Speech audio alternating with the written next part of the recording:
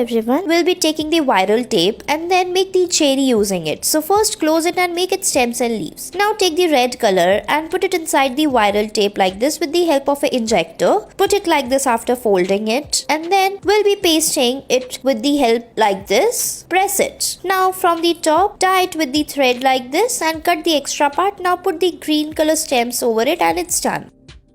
Next, we'll be making a very cute bunny using the viral tape. So, fold the viral tape like this and fix it. Now, put a straw inside it and then we'll be giving it a shape using the scissor. Now, blow it like this little bit and then fill the air inside it and then draw a bunny face. Now, make its ears, color it, and it's ready.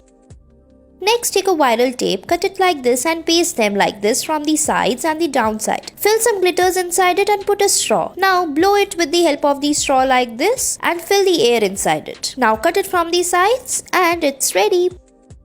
Next, take the viral tape. Now paste it like this by folding it, and then we'll be putting it like this. Fix the color inside it. Using different colors you can fill it. Now put a straw again and then we'll be filling the air inside it with the help of the straw like this. Now after that we'll be removing the straw and it's ready.